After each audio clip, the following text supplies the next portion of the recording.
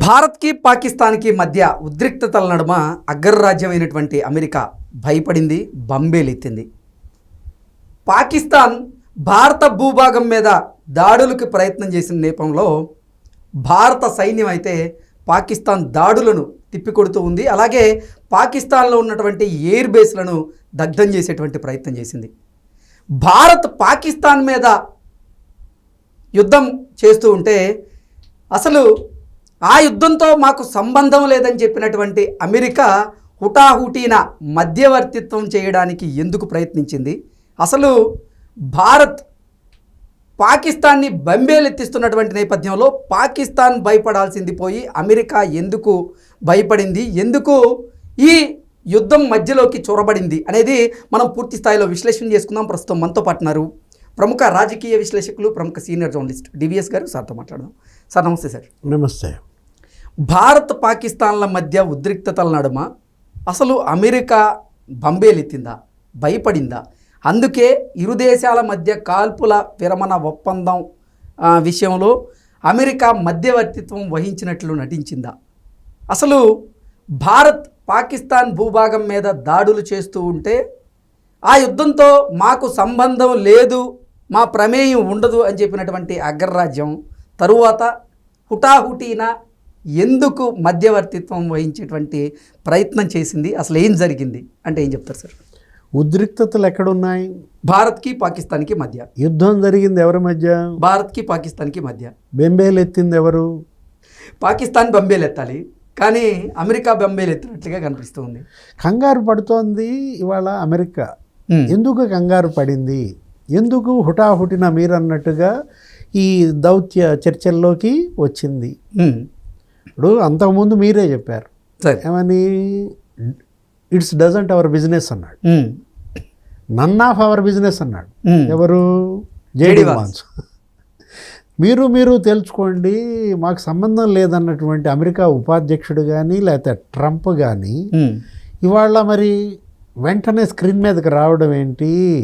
అటు పాకిస్తాన్ ప్రధానితో ఇటు భారత్ ప్రధానితో మాట్లాడటం ఏంటి? మన జయశంకర్ అప్పటికి వారం రోజులుగా మాట్లాడుతున్నాడు, ప్రపంచంలో దేశాలందరితో మాట్లాడాడు, 25 దేశాల మంత్రులతో మాట్లాడాడు, అక్కడ ప్రధానులతో మాట్లాడాడు. అప్పుడు కదలని ట్రంప్, అప్పుడు స్పందించని జేడీ వాన్స్ కరెక్ట్గా ఏంటది కిరాణా హిల్స్ దగ్గర నీకు మరి విస్ఫోటనం జరిగితే ఎందుకు కంగారెత్తారు? ఇప్పుడు S-400 సార్ అక్కడ ఆ ప్రాంతాన్ని ధ్వంసం చేసేసరికి అమెరికా ఎందుకు స్క్రీన్ మీదకి వచ్చింది? కిరాణా హిల్స్కి అమెరికాకి ఉన్న సంబంధం ఏంటి? ఓకే, ఇప్పుడు ఇవాళ ప్రపంచవ్యాప్తంగా అన్ని దేశాల్లో చర్చ, అన్ని నిఘా విభాగాల్లో చర్చ. అసలు ఏంటి సార్ నిజంగా ఈ కిరాణా హిల్స్కి అమెరికాకు ఉన్నటువంటి సంబంధం ఏంటి అసలు? ఇప్పుడు కిరాణా హిల్స్ అదేంటి? అది పాకిస్తాన్లో పంజాబ్ ప్రావిన్స్లో ఏదో సర్గోదా అక్కడ ఉన్నది. ఏది? అక్కడ సొరంగాలు తవ్వారు, ఆ సొరంగాల్లో ఏం నిల్వ చేశారు. ఇప్పుడు గతంలో కూడా చైనాకు సంబంధించినటువంటి కొన్ని అస్త్రాలు అక్కడ నిల్వ చేయడం పాకిస్తాన్ అమెరికాకు తెలియకుండా, అమెరికా నిఘా అది గుర్తించడం, వెంటనే అది వార్నింగ్లు ఇవ్వడం, అది మరి అక్కడి నుంచి ఇంకో చోటకి మార్చడం పాకిస్తాన్. ఇది ఎప్పుడో ఒక 7-8 ఏళ్ల క్రితం జరిగిన భాగవతం. ఇప్పుడు కిరాణా హిల్స్ ఇవాళ అమెరికాకి స్థావరంగా మారిందా? ఆసియాలో అమెరికా అడ్డానాది. అక్కడ ఏం నిల్వ చేశారు? అక్కడ నిల్వ చేసిన అణ్వస్త్రాలు ఎవరివి? ఇప్పుడు యాక్చువల్గా ఈ యుద్ధంలో నీకు తెలుసు, మొదటి రోజు ఏంటి 25 నిమిషాలు, కేవలం 25 నిమిషాల్లో నీకు ఒక 10 ఉగ్రవాద శిబిరాలు ధ్వంసం అయిపోయాయి. ఈ లష్కర్ ఏ తోయిబా కావచ్చు, ఆ జైషే మహమ్మద్ కావచ్చు, మొత్తం అసలు ఎవరు ఆ జైషే మహమ్మద్ మసూద్ అజర్ వాళ్ళ తమ్ముడితో సహా పెళ్ళాం పిల్లలు 14 మంది చచ్చిపోయారు. అసలు ఉగ్రవాదులు 100 మంది పైగా ఇవాళ హతం చేసింది భారత సైన్యం. వాళ్ళ సైనికులు కూడా ఒక 40 మంది ఏమో చనిపోయారు అన్నారు. అది పాకిస్తాన్ లెక్క వేరుగా ఉంది. పాకిస్తాన్ ఏముంటుంది, 40 మంది పౌరులు కూడా చనిపోయారని చెప్తుంది. చచ్చిపోయిన సైనికులు 11 మంది అని అబద్ధాలు ఆడు. సరే, what ever it may be. ఇప్పుడు ఇవాళ పాకిస్తాన్ ఇండియా యుద్ధం, నీకు దాంట్లో నీకు 25% పాకిస్తాన్ ఎయిర్ బేస్లు ధ్వంసం అయిపోయాయి. ఇక ఇస్లామాబాద్ కావచ్చు, లేకపోతే రావల్పిండి కావచ్చు, మొత్తం నీకు ఆ ఎయిర్ అక్కడ ఉన్నటువంటి ఆ ఎయిర్ ఫోర్స్ పాకిస్తాన్ ఇన్ఫ్రాస్ట్రక్చర్ 25% ధ్వంసం అయిపోయింది. మొత్తం అన్ని సైనిక విమానాలు కావచ్చు, వాళ్ళకి సంబంధించినటువంటి చైనా నుంచి తెచ్చుకున్న విమానాలు, లేదా తుర్కీ ఇచ్చినటువంటి విమానాలు.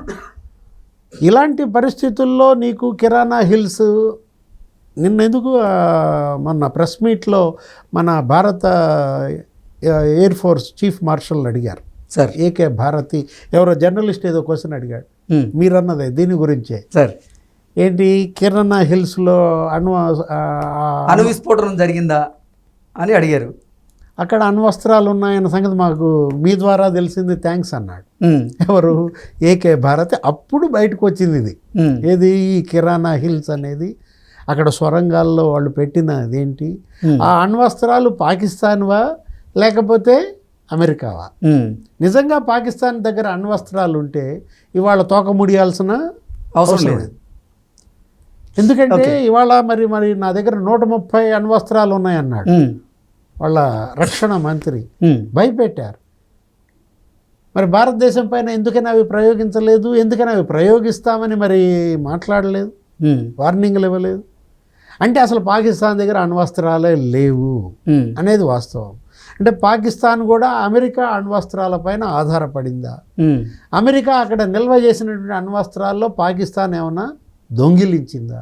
ఓకే, అంటే ఇప్పుడు ఇండియా పాకిస్తాన్ మధ్య యుద్ధంలో అమెరికానే కపట నాటక సూత్రధార. అదే కనపడుతోంది కదా. ఇవాళ ఏంటి, అమెరికా చైనా ఎందుకని tariff war all of A sudden ముగిసింది? యుద్ధానికి ముందు ఇద్దరు కొట్టుకున్నారు టారిఫ్ వార్. అవును. ఏది అసలు మొత్తం అన్ని దేశాల మీద ఈయన ట్రంప్ నీకు అధ్యక్షుడు కాగానే సుంకాలు పెంచేస్తున్నా అన్నాడు. నీకు ప్రతీకార సుంకం అనే కొత్త సుంకాన్ని తెచ్చాడు. ఎక్కడన్నా విన్నావా అసలు ఈ రివెంజ్ ట్యాక్స్లు ఏంటి?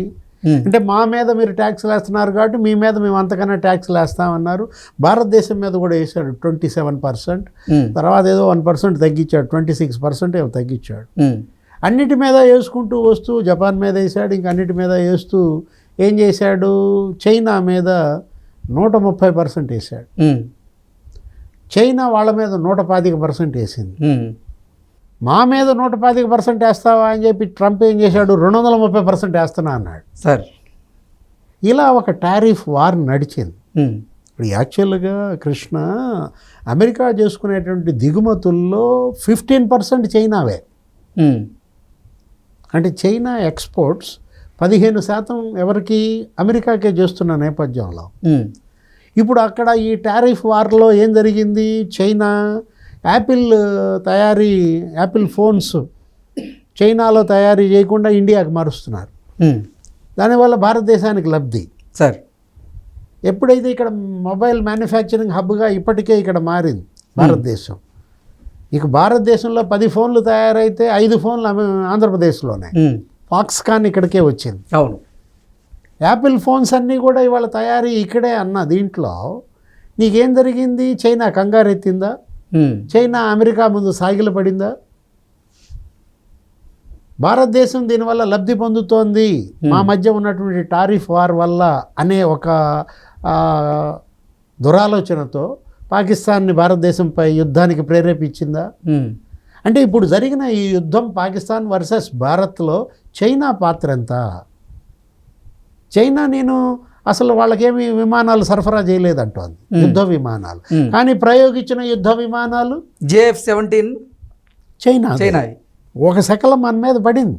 ఇప్పుడు భారతదేశం ఇక్కడ మన ఇవాళ ఈ ఆర్మీ ఇక్కడ ఈ జరుగుతున్నటువంటి ఎయిర్ ఫోర్స్ ఇవాళ రీసెర్చ్ అండ్ డెవలప్మెంట్లో ఇవాళ మీరు చెప్పిన J-17 అది ఇక్కడ జరుగుతోంది. ఏంటి, వీళ్ళు దాన్ని పరిశీలిస్తున్నారు. సార్, అంటే దానికి కూడా ఇవాళ మన దగ్గర ప్రత్యామ్నాయ విమానం ఇక్కడ మేడ్ ఇన్ భారత్ తయారైపోయే అవకాశం కూడా ఉందన్నమాట. ఓకే. ఇప్పుడు ఇలాంటి పరిస్థితుల్లో చైనా పాకిస్తాన్ని రెచ్చగొట్టి ఈ యుద్ధానికి దించిందా యాపిల్ ఇండస్ట్రీ పోగొట్టుకోకుండా? లేదు, ఒక్కసారిగా అమెరికా చైనా ఎందుకు రాజీ పడ్డాయి యుద్ధం తర్వాత? మీరన్నట్టుగా కిరాణా హిల్స్ భూగర్భంలో నిజంగా అమెరికాకి చెందినటువంటి అణ్వాయుధాలు ఉన్నాయా? వాటిని కాపాడుకునేందుకే ఇప్పుడు అమెరికా చైనా పెద్దన్న పాత్రలు పోషించాయా? అంటే ఇది వాస్తవం. ఓకే. పాకిస్తాన్కి ఆ రెండు మిత్ర దేశాలు, చైనా అమెరికా రెండు కూడా పాకిస్తాన్ మిత్ర దేశాలు. చైనా బయటపడి సపోర్ట్ చేసింది. పాకిస్తాన్ సార్వభౌమాధికారానికి గనక భంగం వాటిల్లితే మేము పాకిస్తాన్కి మద్దతు ఇస్తామని జిన్పింగ్ డైరెక్ట్ స్టేట్మెంట్ ఇచ్చాడు.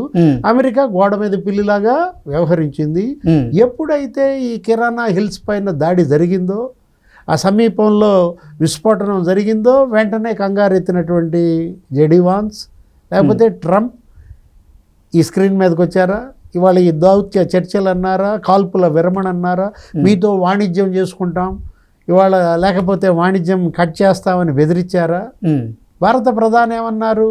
ఈ చర్చల్లో అసలు బిజినెస్ ప్రస్తావనే లేదన్నాడు. ట్రేడ్ గురించి అసలు ప్రస్తావనే రాలేదు అని ఎవరు చెప్తున్నారు? సార్ నరేంద్ర మోడీ చెప్పిన దీంట్లో. మరి ట్రంప్ ఏమన్నాడు? మీతో వాణిజ్యం బంద్ చేస్తానని హెచ్చరించాను, వెంటనే వాళ్ళిద్దరూ మరి కాల్పుల విరమణ పాటించారు. చూసారా వాణిజ్యాన్ని నేను ఏ విధంగా వాడుకున్నానో? యుద్ధాన్ని నేను ఆపగలిగాను వాణిజ్యాన్ని అడ్డం పెట్టుకొని అంటూ ట్రంప్ మాట్లాడాడు. అంటే అసలు సీక్రెట్ ఏంటి? కిరాణా హిల్స్. ఓకే. ఏదైనా కిరాణా హిల్స్ ఇవాళ బయటపడింది. సొరంగాలు బయటపడ్డాయి. ఇక అణ్వస్త్రాలు దాచుకున్నారా? ఎంత దూరం దాచుకుంటారు? ఎక్కడ దాచుకుంటారు? Okay. Okay sir, thank you so much. నమస్తే.